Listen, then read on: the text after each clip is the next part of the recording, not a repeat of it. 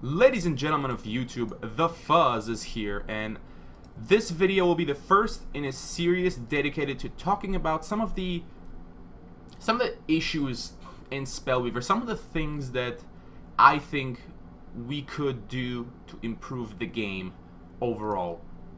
Today's topic will be Divine Offering. Now, for the uninitiated, the Divine Offering is a wonderful little mechanic that allows you to, in fact, I'll do it right now, allows you to send a card you don't like to the bottom of your deck, look at the top 4, and pick up a shrine.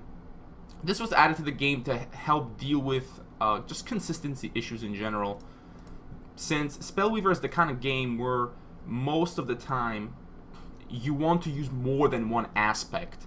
Some of the coolest decks you can make will usually be a combination, since a lot of aspects like Order, for instance, lack removal.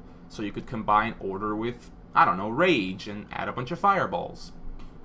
So what is the issue with Divine Offering? Well, a lot of people have had some concerns regarding this ability, and the most recent one has been, it's been what's been called the infinite dive problem.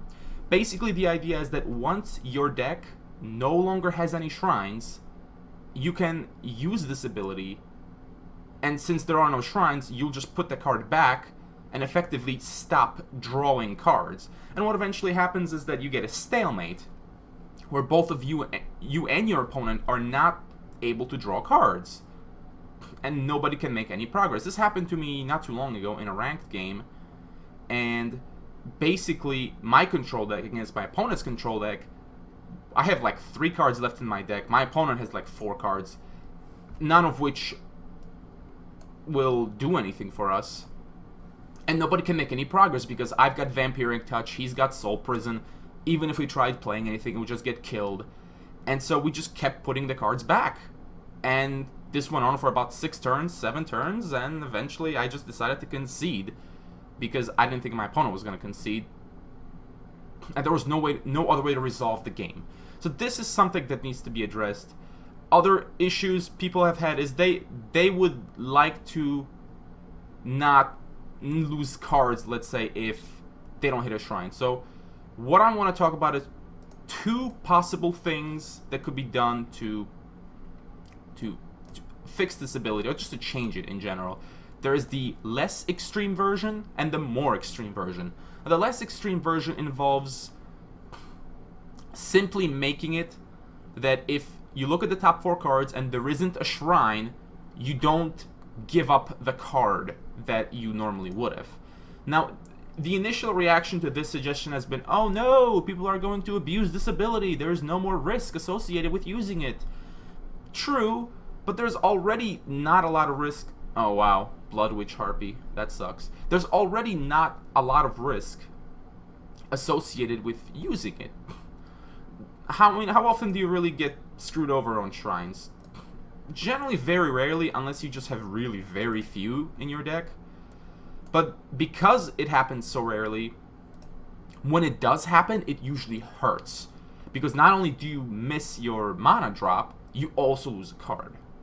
So the idea of not losing a card helps alleviate this, but more importantly, it fixes the infinite dive problem. Because once you have no more shrines, Divine Offering just doesn't do anything. It doesn't hurt you, it doesn't help you, but it will not stall the game out.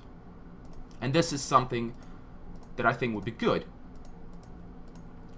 So that is the less extreme. This is a version of the ability that I'll be pretty okay with, because yeah, you could say everyone's gonna abuse it, but if everyone is abusing it, then it's not even really abuse anymore, since everyone is on equal ground. Everyone is able to use it every turn if they want to. I mean, you wouldn't even use it every turn, you just use it when you need mana. Oh, here comes Thunderstorm Titan. So the second suggestion, and this is something that I've come up with that I'm sure many people have thought of, is to basically ensure that using the ability guarantees you a shrine. And how this will be accomplished? Well, one way would be to just make it that rather than look at the top 4 cards, you just basically see all your cards, kind of like when you search for a card, or when your opponent gets to look at your deck, they reveal all the possible targets, and then, you know, they pick one. So you basically would use the ability, you would see all your shrines, you would pick one, and that would be added to your hand. But wait, doesn't that mean people will abuse it even more? Doesn't that mean that you could just run a deck with, say, 7 shrines, and then fill the rest of your deck with cards? Well, yes, you could. But I don't think that's necessarily a horrible thing to have. I think it'd be quite interesting to try something like this. There we go. Let's take it. Now, the second issue that it raises is if you can get any shrine you want out of your deck, this will make using skill shrines extremely easy. You could just need to run one copy of the ones you want, say 1 Soul Prison, 1 Vampiric Touch, and there you go. Oh my god, the chance for abuse is insane. True, but again, is it abuse if everyone can do it equally? What I think would happen is that this would essentially allow everyone to kind of diversify their decks, since you could, let's say, put in, I don't know, 4 or 5 skill shrines, and thus have them available to answer a variety of decks. That way you don't have this kind of a rock, paper, scissors thing going on these days, where maybe your deck is good against some aggro, but then loses to some control. It's just kind of sad. I would like to have a deck that can reasonably compete with every deck, and then how I will do, who will win the fight, will come down to more who is the better player, basically. Oh, my Drayla just got stolen. That's a real shame. So that's my idea for the more extreme... I don't want to do that. I guess I have to. For the more extreme solution to the problem. Is it the right solution? I don't know. I don't expect this to get implemented by any means, but this is something that I found very interesting, as this would make the game, I guess, deeper and maybe more difficult at the same time, since a new player might be a little bit overwhelmed by just the options they have. Oh my god, just killed my Drayla again. Since now everyone is just putting all the skill shrines they want in their decks, and they can just get them in a moment's notice. Now, yeah, some shrines are a little overpowered. That should probably be changed. But that's something... that's a topic for another video. So, those are my 2 cents on Divine Offering. One less extreme, one more extreme. I mean, even if the ability does not change at all, it won't be too bad. But I do think we need some way to deal with the infinite dive problem. Otherwise, you'll just have these stalemates. And I think it's easier to implement one of these 2 fixes, probably the simpler one, rather than some drawing mechanic.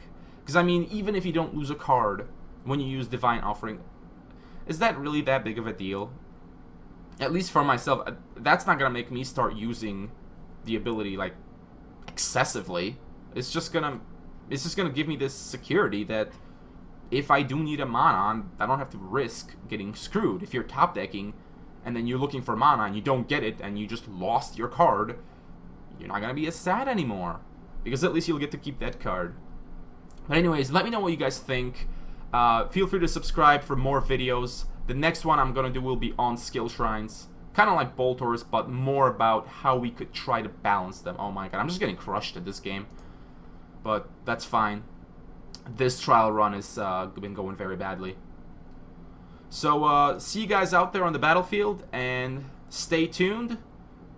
And let's hope that Spellweaver is the best game in the world. See you guys.